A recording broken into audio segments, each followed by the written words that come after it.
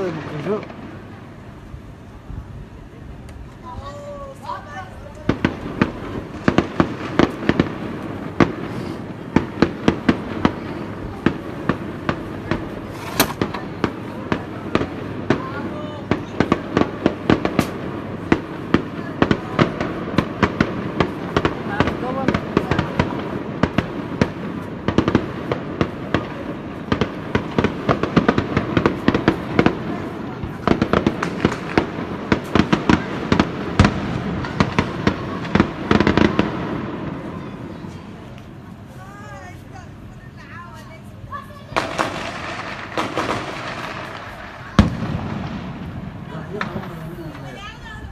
قرحيها ملايين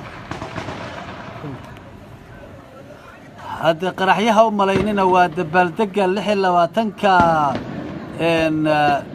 جون أو مالنتي قبلة وقوي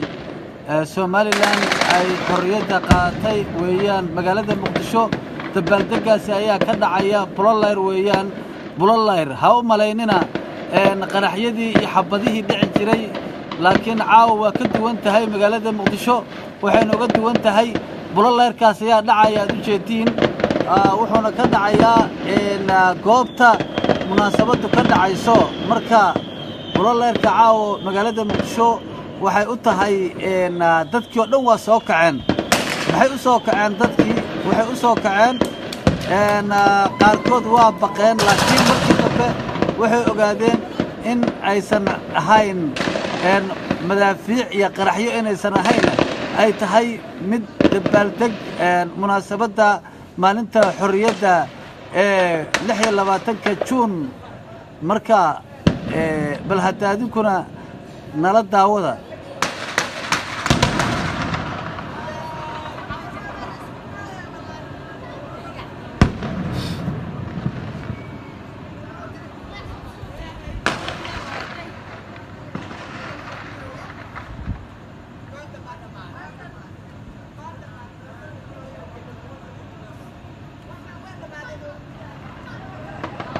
waxaad arkaysaan iftiinkaas weyn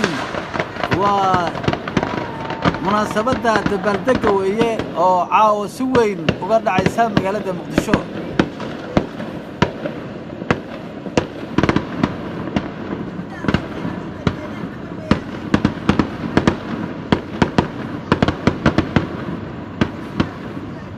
waa markii ugu horeysay muddo 27 sano ah oo bololeerka noocan oo kala ah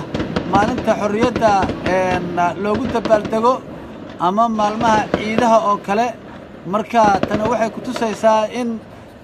wax badan aad moodid in ay la soo ilbaxayo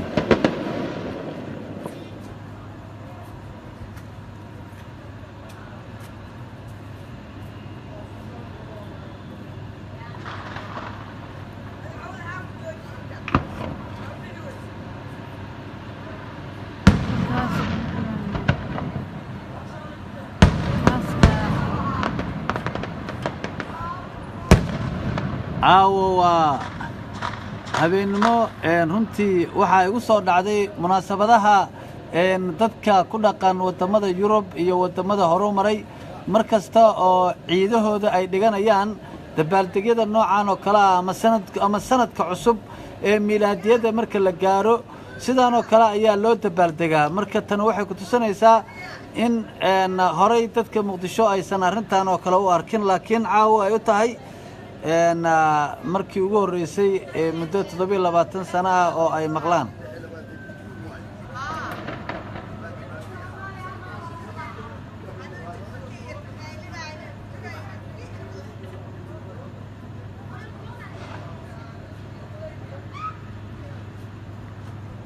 dadka qaarkood arma reer Muqdisho qaxeen iyo waxyaabahaas soo qorayaan maya waxa weeyaan waa munaasabad dabaaldeg munaasabad runtii dadkii jiifo oo dhan waa soo kaceen caawa xaafadda aan deganahay waxaan arkayaa dad badan oo bannaanka u soo baxay oo daawanaya bololeerka hadda dhacaya oo u jeedaan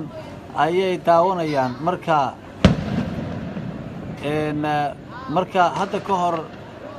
intii hore u jiri jirtay ama da'doodu ay ka sareyso ilaa iyo afartan sano waa dhici kartaa in ay la qabsan yihiin oo og yihiin laakiin dadka ka yar oo markii dagaalku dhacay dhashay arrimahan oo kale aan waddanka ka bixin lama socdaan.